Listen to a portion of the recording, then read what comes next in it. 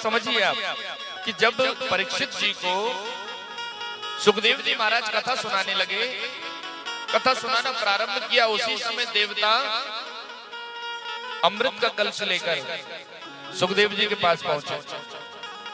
सुधा कुंभम गृहीत्वे देवास्तत्र समागमन्।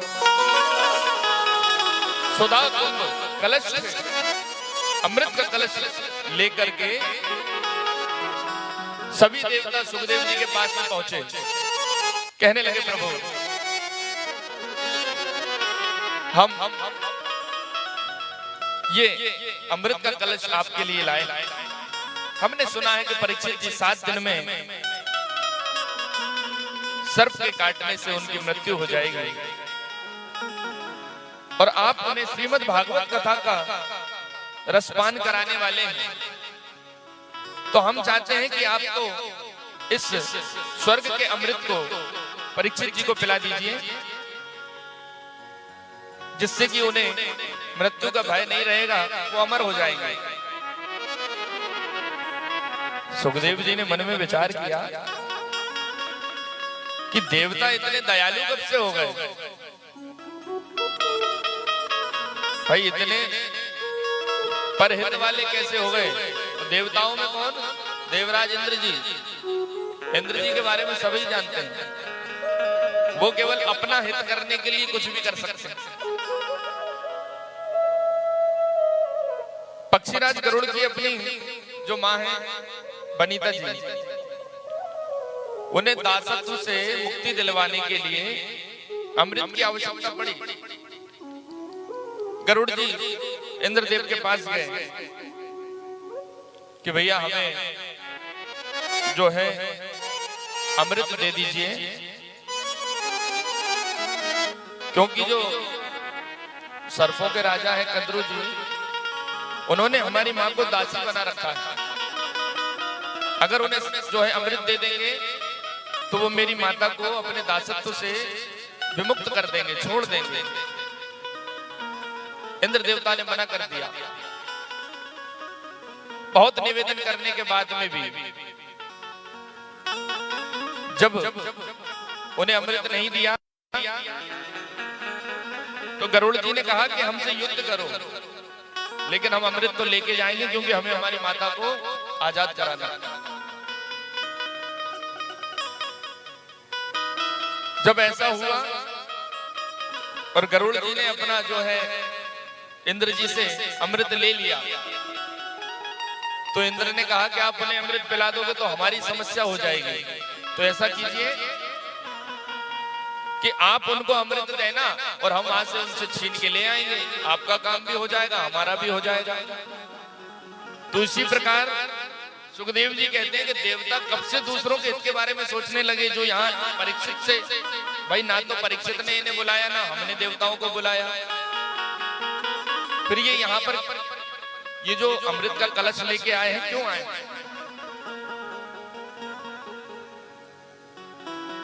जब ऐसा कहा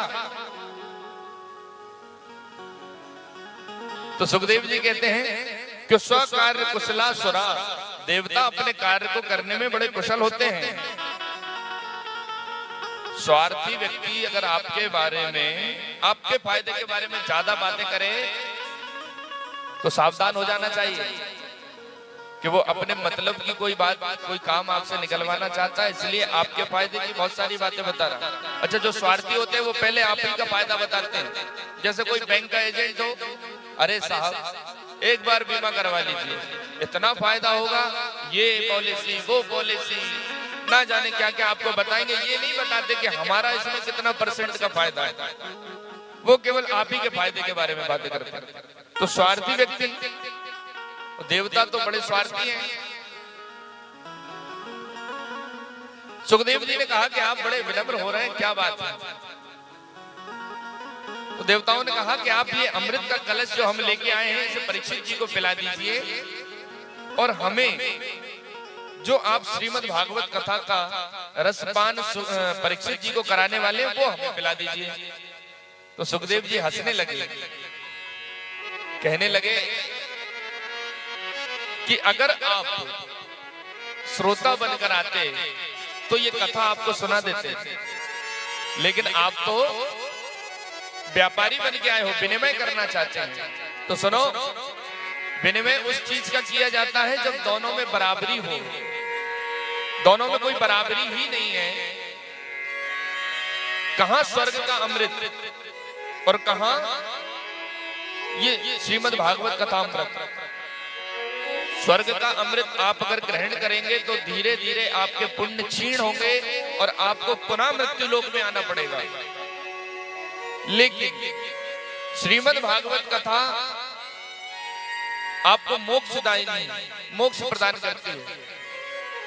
यह अमर ग्रंथ, मुक्ति पंथ, सन्मार्ग दिखाने वाला सारी चीजें। तो अमृत को, जो स्वर्ग का अमृत है, उसे पियोगे तो भी आपको नीचे गिरना पड़ेगा। लेकिन अगर आप भागवत कथा अमृत को रसपान करते हैं तो कोई कितना भी बड़ा पुण्यात्मा हो, दुरात्मा हो, दुष्टात्मा हो, पतितात्मा हो या पापात्मा हो, किसी को भी इस कथा का अमृत पिलाया जाए, क्योंकि ये बड़ा सुलभ है, कोई बहुत महंगा नहीं है। आप कथा कराते हैं, आप ही कथा नहीं सुनते हैं, ना जाने कितने लोग आज ये कथा धर्मग्रंथ टीवी के माध्यम से देश विदेश में दिखाई जा रही है। तो आपके कथा कराने से न जाने कितने लोग इसको सुन रहे हैं अपने घर में। तो ये कथा का अमृत ही ऐसा है, सभी के लिए सुलभ है, ये भेदभाव नहीं करता है। जब भगवान बारिश करते हैं तो जो मंदिर गया है उसके यहाँ भी बारिश होती है, और जो मंदिर नहीं गया उसके यहाँ भी बारिश होती है। भगवान बारिश करते हैं तो सबकी फसलों में पानी गिरता है। ऐसा नहीं है कि भाई आप मंदिर नहीं गए या आपने भगवान को पूजा नहीं इसलिए आपके खेत को छोड़कर सबके खेतों में पानी गिरा। भगवान सब पे दया बराबर करते हैं। तो ये कथा अमृत किसी में भेदभाव नहीं करता। ये भाई हरि कथा का अमृत निष्पक्ष अभेदवादी। इसीलिए स्वर्ग का अमृत अगर आप पिएंगे, क्षीणे पुण्य मृत्यु लोकम विसंति, जैसे जैसे आपके पुण्य क्षीण होते जाएंगे आपको मृत्यु लोक में गिरना पड़ेगा। और अगर श्रीमद् भागवत कथा का अमृत आप पीते हैं तो ये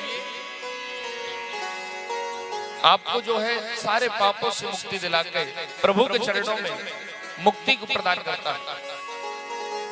स्वर्ग का सुधामृत दीर्घ जीवी बनाता है, उम्र तो बढ़ाएगा, पर हरि कथा का जो अमृत है वह दिव्य जीवी बनाता है, ज्ञान भी होता है, हर चीज की प्राप्ति आपको होती है।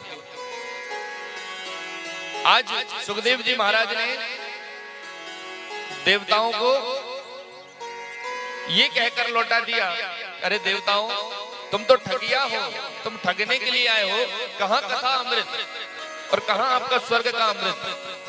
अरे कहीं कांच और मणि की आपस में विनिमयता हो सकती है? कांच अलग होता है, कांच कांच है, मणि मणि है। क्व सुधा क्व कथा लोके क्व काचा क्व मणिर्महान्। भाई कहां कांच और कहां अद्भुत मणि, इन दोनों में कोई विनिमय नहीं हो सकता। और देवताओं को वहां से भगा दिया।